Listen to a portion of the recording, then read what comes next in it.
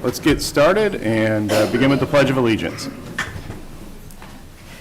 I pledge allegiance to the flag of the United States of America and to the republic for which it stands, one nation, under God, indivisible, with liberty and justice for all.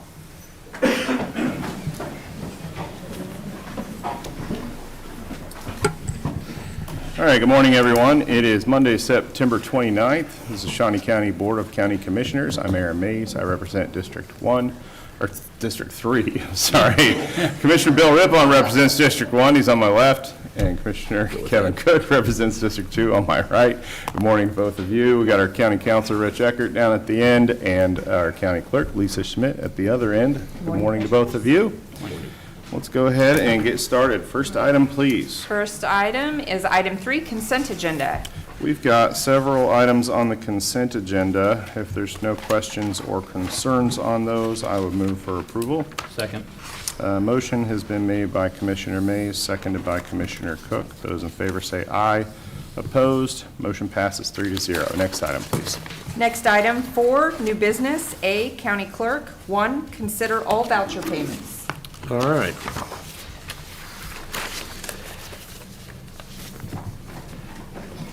Total vouchers on this report, $2,403,936.10. Significant payments include $126,730.88 to Bartlett and West Engineers, Inc. for professional engineering service for the Northwest Rochester Road Improvement Project, paid from the one-half sales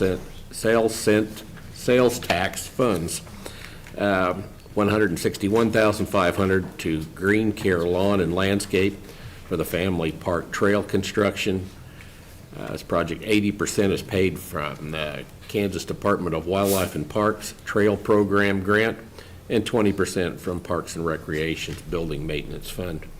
If there's no questions or comments, I would move for approval of the vouchers. Second.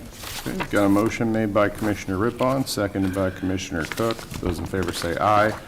Opposed? Motion passes 3-0. Next item, please. 2, consider correction orders. I'll move for approval. Second. Motion has been made by Commissioner Mays, seconded by Commissioner Rippon. Those in favor say aye. Opposed? Motion passes 3-0. Next item, please. B, audit finance. 1, acknowledge receipt of 2024 audited financial statements and single audit report. Good morning, Commissioners. Jennifer Sauer, Financial Administrator. We have Jacob Holman, who was our external auditor, here to give you just a brief discussion about our 2024 audited financial statements and our single audit report.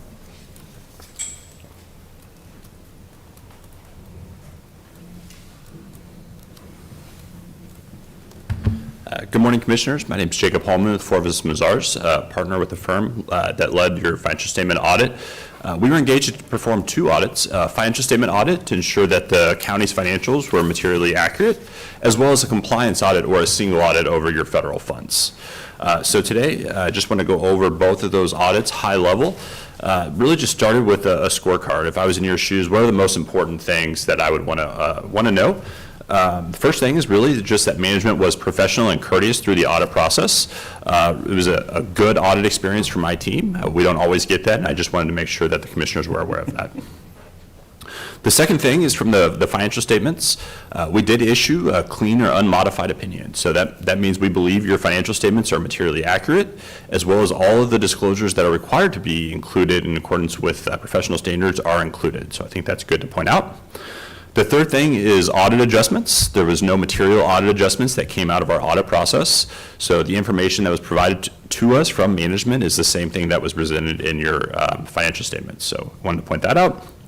From an accounting standards, there was one new accounting standard that was adopted during the current period. That accounting standard was called GASB 101, overcompensated absences. So high level, what that did, if there was certain compensated absences like sick leave, that 100% of the balance was not recorded because it was really only recorded on what was paid out in cash. That just had to be revisited because there was a new definition of compensated absences. So there was an adjustment for that as part of that adoption. It was not what we considered to be material to the financial statements. So I'm going to go over the governance letter real quick, just some high level. Our audit was performed in accordance with generally accepted auditing standards, as well as government auditing standards. The scope of our audit, again, in addition to the financial statement audit, we did do a control-based audit over your federal funds, so you have about $16 million in federal funds. There was one major program that we had to test, the Coronavirus Relief Fund, so the stimulus fund. There was no control findings that had to be reported to that. So when the compliance audit was uploaded to the federal clearinghouse, I think that's good to point out. If there was control-related items, you'd have to upload that to the clearinghouse, and there's nothing that was uploaded as it related to control-related findings, so that's good to point out. Again, GASB 101 was adopted. There also was a second accounting standard that was adopted, GASB 100, accounting changes and error corrections. Doesn't really have a whole lot of impact, but you did have one major fund that was presented, and you'll see in the face of your financials, it actually says former major fund. You would not have had to have that presentation before that new accounting standard adoption. So a little bit from that GASB 100 adoption as well. No alternative accounting treatments, no unusual policies or methods. Some of the significant estimates that we focused on, depreciable useful lives of capital assets, the estimated property tax collection, the actuarial assumptions in both net pension liability and your post-retirement healthcare retirement liability, and then the estimate for the health and workers' comp insurance accruals. So at the conclusion of auditing those estimates, there was no management bias, and we were comfortable with the estimates that were included in your financial statements.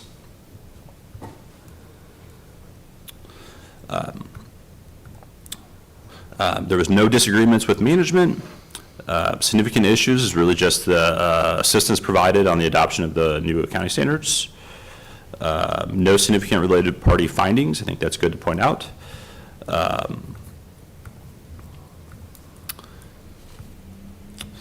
Yeah, so I think from my shoes, it was a really good audit process. So both the financial statement and the single audit. So it's a lot of time that goes into these audits. The financial statements are actually prepared by management. Our job is to make sure the numbers are agreed to the support and we're comfortable with the support. So I want to really just thank management for all their help to get to this point as well. So with that, any questions from the commissioners? Any questions? No. No? All good news. Thank you very much. Yeah, absolutely. I'll make a motion to acknowledge receipt. Second. Got a motion by Commissioner Cook and a second by Commissioner Rippon. Those in favor say aye. Opposed? Motion passes 3-0. Before you go on, sure. for just 1 second, I just wanted to take a moment to thank my staff and all the department heads that helped put this all together. Because it's more than just my office does. Our office is very busy with it, but we get supporting documents from the clerk's office, the treasurer's office, and many other offices. So I just want to take a moment to say thank you to everyone. Well, it sounds like everybody did a great job leading up to the audit as well as during the audit. So congratulations on the successful audit for you guys as well. Great, thank you. Okay, next item, please. C, Department of Corrections. 1, consider approval of contract C353-2025, a new lease agreement with Enterprise Fleet Management to lease 7 2026 Chevrolet Traverse LT all-wheel drive vehicles to Community Corrections to proceed with updating its agency vehicles. 92% of the lease is paid through the state grant funds. Good morning, Commissioners. Steve Willis, Community Corrections. We have a lease agreement that was signed in 2020 for 10 vehicles, Chevy Traverses. That lease ends this year, so we are just working with Enterprise again to update our vehicles through that lease. Originally 10 were used. We saw that the mileage was fairly low with 10 vehicles. We're going to reduce our fleet to 7. 4 for the adult officers and 3 for the juvenile. State grant funds allow us to use up to $20,000 of grant funds for the purchase of vehicles. So with that and the reduction, we're able to use the majority of funds to pay for those leases. With our grant funds, only $4,768 a year will be paid from county funds. That's great. Any questions? No, I would move for approval. All right, I'll second that. I've got a motion by Commissioner Rippon, second by Commissioner Mays. Those in favor say aye. Opposed? Motion passes 3-0. Next item, please. Thank you, 2, Steve. consider approval of Contract C-354-2025, the Fourth Amendment to C-236-2023 with KBS Constructors Incorporated for additional work on the 3rd floor and entry improvements to the Behavioral Health Unit. An increase of $496,697 to the GMP will be paid from bond interest in the department's building maintenance fund. Good morning, Commissioners. Tim Phelps, Department of Corrections. This is the next step that I've taken, or I'm proposing that we take, to do everything we can to complete the 3rd floor of the new behavioral health unit. And my goal is still, if I can find a way to fund it, to complete the 3rd floor in time to be able to open next year. I'll stand for any questions. Questions? No. No. Okay, I'll move for approval. Second. Motion's been made by Commissioner Mays, seconded by Commissioner Cook. Those in favor say aye. Opposed? Motion passes 3-0. Thank you. Next item, please. Thank you, Tim. D, Information Technology. 1, consider approval of Contract C-355-2025 for a 3-year renewal agreement with SHI for SQL Server Database licenses at a cost of $9,097.79 paid for annually. Morning, Commissioners. Mark Price, Information Technology. This is, as it said, is a 3-year agreement. So what it does is it gives us a lock-in on the pricing for 3 years, but we only pay 1 year at a time. This is used to keep our SQL servers going that support everything from our finance system to the 911 system and some other various systems throughout the county. I can answer any other questions. Any questions for Mark? I'll move for approval. Second. I got a motion by Commissioner Cook, second by Commissioner Rippon. Those in favor say aye. Opposed? Motion passes 3-0. Thank you. Thank you. Next item, please. E, Parks and Recreation. 1, consider approval of Contract C-363-2025 with Landworks Studio LLC to award the department-wide master plan update project. Good morning, Commissioners. Tim Lorette, Director, Shawnee County Parks and Recreation Department. Yes, this is something we've been trying to do now for a couple of years. Our former master plan did expire at the end of 2024. You did allow us to go out for an RFQ. We did this back in June. We had 3 firms that submitted, that we interviewed. Landworks Studio was the most responsive bid. We actually had 3 very good bids, but we think Landworks Studios was the best fit for us. We did interview all 3 firms. We did also run this through the Professional Planning Services Committee, and the vote was unanimous there. Landworks was the only firm that capped their expenses. They've got strong local partnerships included in this, in their team. They really, of all the firms that we interviewed, I think had the best understanding of the challenges at Gage Park that we want to address through this master plan, which includes circulation, parking, pedestrian flow, really the relationship with the zoo and the Discovery Center, and how that's changed over the last few years with the Gage Park Improvement Authority funds. We think they'll offer a fresh, really forward-looking approach to the master plan. Project total cost, $258,720, and we are splitting that up between the Parks for All Foundation is paying a portion, the Gage Park Improvement Authority itself is paying a portion, and then we're using some of our Gage Park tax funds for the project, and also money from our building maintenance fund. Why is this important? And I think if you look back at our last master plan was passed in 2014, and if you think back to that time, that was 2 years after the merger between the city and the county.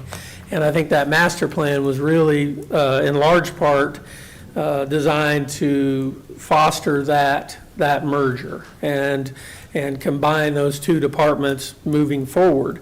That was the focus of that master plan. And I think this master plan, if we're able to do it, is really now, that's in the past, now we're looking forward and trying to create a plan that we can look forward to, that helps us maximize the funds that we have available to us, make sure that we're communicating with the public and hearing what they want, what they think are important, and really taking that information and letting us guide us for the next 5 or 10 years. I've mentioned it before, this is also a part of CAPRA accreditation, does require us to have an active master plan. So we will need to solve this problem one way or the other. With that, I'd be very happy to answer any questions that you might have. Any questions? No.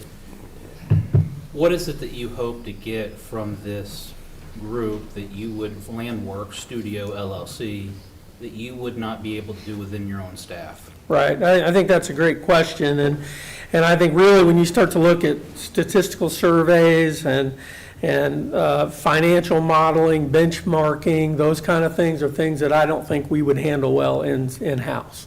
I think we have the ability to look at what we have, identify things that are broken or need to be repaired, and we do those things. But it is somewhat reactionary as opposed to forward-thinking and really trying to evaluate everything and be as efficient as possible moving forward. And I think the other part that I've mentioned, and I just mentioned it again, is the communication with the public. I think it's critical that they play a role in this and that we hear from them and they help us dictate how we move forward. This would help us in the future when we get requests to do different projects throughout the city and the county, which happens all the time. We would be able to look at this master plan, explain whether or not that project aligns with what we're trying to accomplish over the next 5 years. And if it doesn't, we let them know. If it does, then great, we try to do it. But I think we would actually save money in the long run by doing this, as opposed to just trying to answer everybody all the time and react, as opposed to plan things out.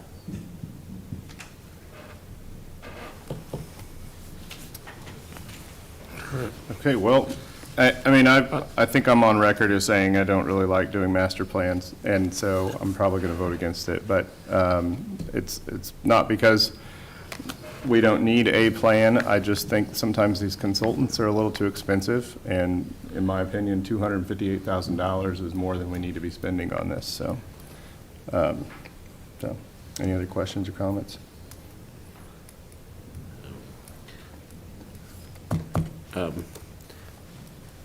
You mentioned that they were going to work with, our master plan that was done recently with, it was Bartlett and West for Gage Park.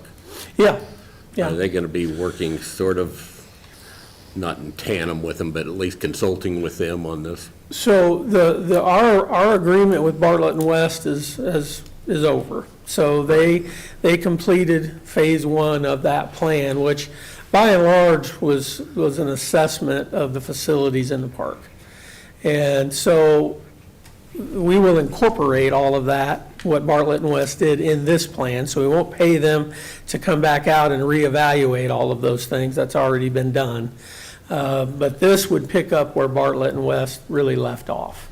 So we would start talking about the future of Gage Park and what we all want to see there as we move forward. So we would be getting a physical drawing of Gage Park with future plans? I believe so. Okay. Yes.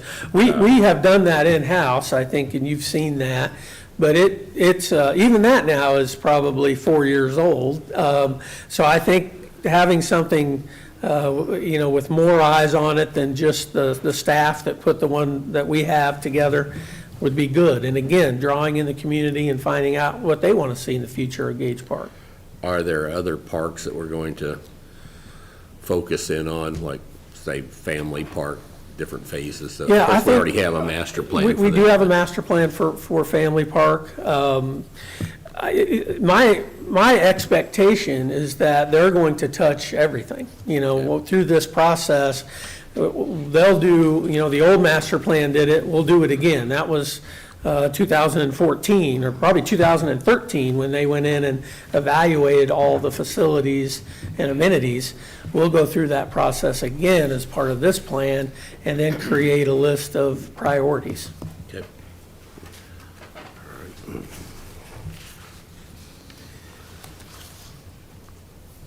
Mr. Chairman. Yep. Like Commissioner Mays, I am somewhat concerned with the cost of this master plan. $250,000 for a plan seems a bit high without even context. Rather than making a vote today, I would ask that we defer making a decision on this, set it over for a later date so that Landworks Studio can come in and maybe go through this a little bit closer. I think that maybe some explanation as to how we arrive at this process and this cost. Just looking at the largest expenditure is discovery of $134,000. I don't know what discovery is. I don't know what that means. And I think having a maybe more detailed presentation from Landworks as to what the expectations are would help alleviate some of the concerns as to what exactly we're engaging in. I would be happy to do that, and I'm sure that Landworks would be more than happy to come in and speak. And I don't want to speak for them about what discovery means in their eyes. I have my opinion on what that is. But I also want to be sure that I point out that the only, we're taking $64,680 out of our building maintenance fund. So we're not asking for any additional funding from the county other than what we already have. And a large portion of that building maintenance fund is money that we generate through user fees and other things. The funds from the Gage Park improvement, the Gage Park sales tax funds, I want to get that right for Jennifer. Obviously, that's a tax, that's a sales tax, and that's money we're spending at Gage Park that we would not spend on other things. But in the grand scheme of things, I think that number is pretty low. Well, I appreciate that, but we're also talking about over $200,000 of taxpayers' money. Whether it's sales tax or property tax, it's still a tax. The only part that is not funded through the taxpayers is the foundation, which those are charitable donations. Correct. So we're talking about $200,000 plus dollars. And so, maybe having it as a work session item, we could dive into it a little bit deeper. Yeah, might be good. Yeah. It might also, from the Park Foundation, I know we've had some difficulties getting some financials there. It would be good to maybe get some financials from them showing where this money came from that they want to donate or use for this project. I suppose they've already approved this. They have. It might be interesting to know what monies they're using to donate or to Well, help pay for this. I think that would be a separate item, that would be a separate work session. I will tell you that the Parks for All Foundation has secured the services of an accounting firm that is going back and evaluating and auditing the last 16 months of their operation. And it's my understanding that we have a full Parks for All board meeting coming up next month, which is the ones where the Friends groups will all attend. And the plan is to show the results of that process. So, we would have those figures at that time if we needed them. Again, I want to be clear that I'm happy to do that we can talk to LandWorks and we can bring them in and we can go through the process. That's not a problem. But I do want to say, just before I leave, that this, in my mind, is critical that we do this. And I think it would be, I think that we will lose our accreditation if we don't do it, which is, I think, would be the only, there's only 3 in the state of Kansas that are accredited. It would be a humiliation, quite honestly, to our department to go through that process. You know, Johnson County Parks and Recreation just won the gold medal, National Gold Medal Award at the National Conference here a few weeks ago. And I don't think that our patrons, the people that live in Shawnee County, deserve anything less than what they're getting in Johnson County and the service level that they're providing. I know they have more funds, but it's not about how much money you have. It's about the process. It's about how you take care of business, how you handle your business. And that's all we're trying to do here. All of those responses that we got for the master plan were in that ballpark, you know, that $250,000 range. So we didn't go pick the most expensive one. We picked the one we thought was best. But I'll get off my soapbox, and we will. Do you want to do it in the study session next week, or is that something we can talk about later? Chair, I mean, you're the chair, you set the meetings. I'll have to get with Susie and figure out what we have on the calendar. And I'll need to check with LandWorks and make sure it works for their Sure. schedule. But, Okay. Okay. We'll definitely try and set something up soon. So motion to defer to a later date. Okay, I'll second. Motion by Commissioner Cook, second by Commissioner Mays. Those in favor say aye. Opposed? Motion passes 3-0. Thank you. Next item, please. 2, consider request to award bid for RFP number 049-25 and execute contract C 364-2025 with Gardner Roofing for roof replacement on the mansion at Old Prairie Town. The $62,600 project cost will be funded with the department's 3R funds. Tim Laurent, Parks and Recreation Department. So the roof on the mansion at Old Prairie Town is really, it's past its prime. It's something that we should have probably done earlier. We've got a few leaks there, but we definitely want to get this repaired.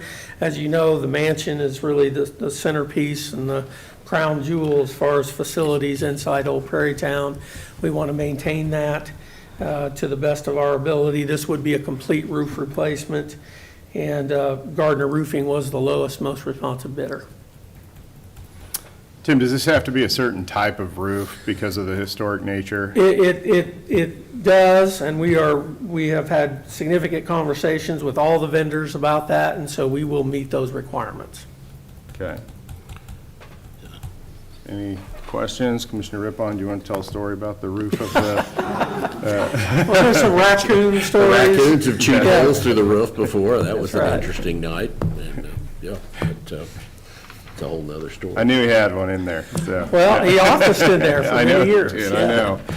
So, I had raccoon prints on my papers on my desk. That's how they got muddy fingers on my, I don't know, but it took us 3 days to get them out of there. There was a mother and like 7 babies, and the first day we got like 5 of them out, and then the next day we got 1, and finally we got one of them that was holding out somewhere in the building, and I finally got him. But, all right. Interesting. Thank you for that. yes. It's back on track. Okay, I'll second. Motion by Commissioner Cook, second by Commissioner Mays. Those in favor say aye. Opposed? Motion passes 3-0. Next item, please. 3, consider request to award bid for RFP number 050-25 and execute contract C 365-2025 with Gardner Roofing for the siding replacement and repairs to the Lake Shawnee Golf Clubhouse. The $66,521 base project cost will be funded with golf course revolving funds. Tim Laurent, Parks and Recreation Department. So we recently replaced the roof on this clubhouse, and it turned out very nicely. And the siding on this building is original. You can just stand there and look at it and see that it's failing. It's in pretty bad shape. We did go out for bid on this, and then Gardner Roofing did win, was the lowest, most responsive bidder. And this is 100% user fee funded, no taxpayer dollars used. Did I get that right? All right. With that, I'd be happy to answer any questions. I agree, it's time to do this, so I'll make a motion that we approve. Second. Motion by Commissioner Mays, second by Commissioner Rippon. Those in favor say aye. Opposed? Motion passes 3-0. Next Thank you. item. Thank you.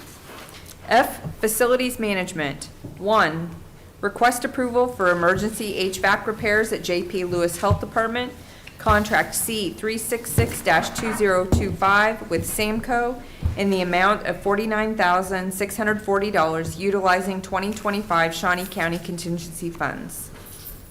Morning, Commissioners. Justin Landon, Facilities Management.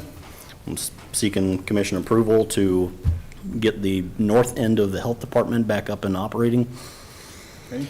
Replacing all 4 compressors and other miscellaneous parts in that system. Okay, so it's, I think the high today is supposed to be like 88 degrees, something like that, or what's the timeline on this? Is it already under process? It's already under process, Okay. and we have temporary units over there Okay. Okay. in the meantime. Sooner the better, right? Right. So, Yep. Questions? Motion to approve. Second. Motion by Commissioner Cook, second by Commissioner Rippon. Those in favor say aye. Opposed? Motion passes 3-0. Next item, please.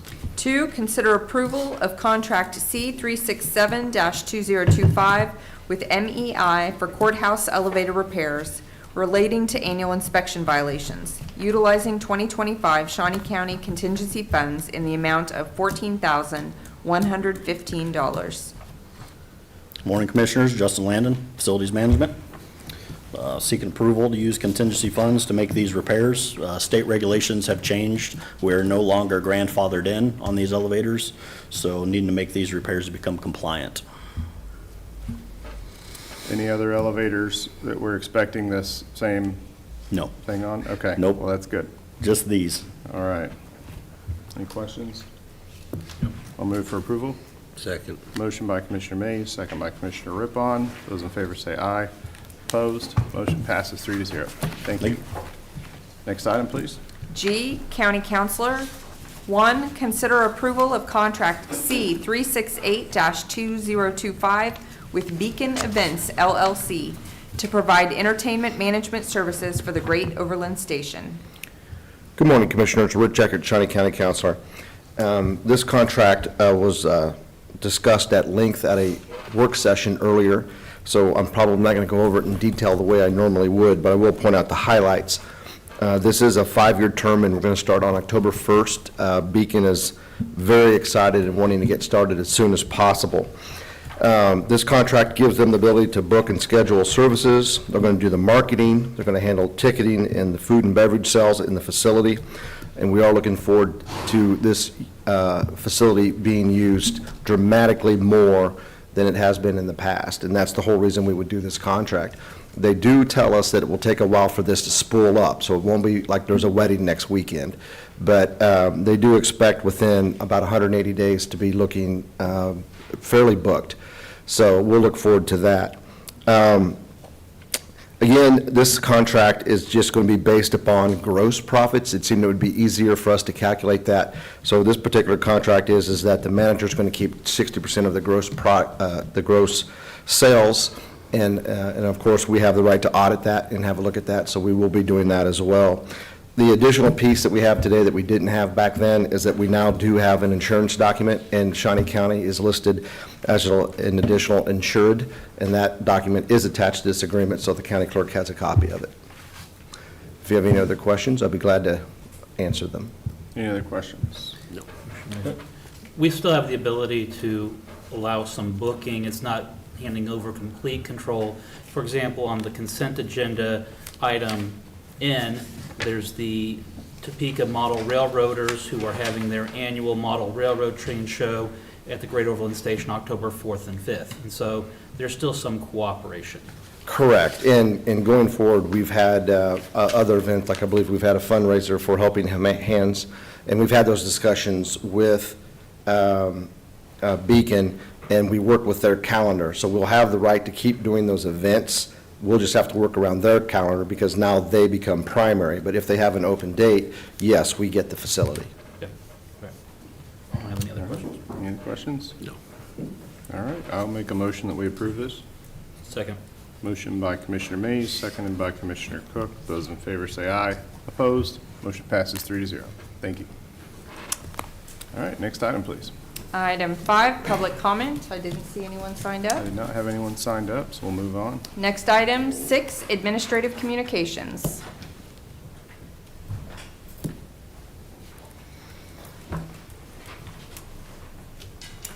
All right, good morning, Commissioners. Barbara Lewis, Benefits Assistant and Human Resources. The open enrollment period for 2026 benefits is approaching quickly. Open enrollment will be held October 13th or October 24th, and we will have meetings the week of October 13th. Monday, October 13th will be at Reynolds Lodge at Lake Shawnee from 1 to 3. Tuesday, October 14th will be 2 sessions at the Adult Detention Center lobby from 10 to 11 and then from 1 to 2. And then Wednesday, October 15th will be at the sub-basement of the courthouse from 9 to 10. And Thursday, October 16th will be at the North Annex from 6:30 to 9:30. And Friday, October 17th, there'll be 2 sessions. The first at the Health Department at East Circle Road from 9 to 10:30. And then also at the Law Enforcement Center on the Sheriff's Side break room from 1 to 3 p.m. in the afternoon. The meetings are a great opportunity to meet with the insurance carriers and see what all benefits Shawnee County has to offer for our employees. And also there will be flu and COVID shots available. Thank you. Thank you.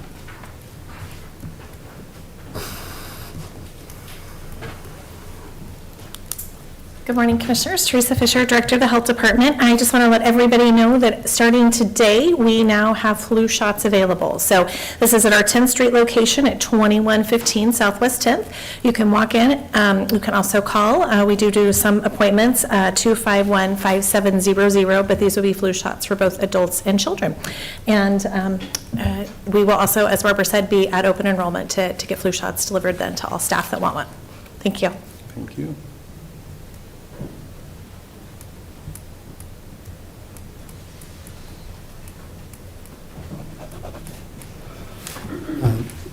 Tim Phelps, Department of Corrections, I just want to remind the commissioners that this is the last week of our Basic Officers Academy, and we will have graduation on Friday at 4:30. And as always, you gentlemen are welcome. So, thank you. All right, thank you. Anyone else? Commissioner Rippon? It's just good to see the Chiefs back on track. That's it. Commissioner Cook? Nothing today. Okay, well, I will agree with that. It was great to see the Chiefs back on track. Also, I don't know if she's watching, but today is my mom's birthday, so happy birthday, Mom. And that's it for me. Next item, please. Next item is item 7, executive session. We do not have a need for executive session today, so we are adjourned.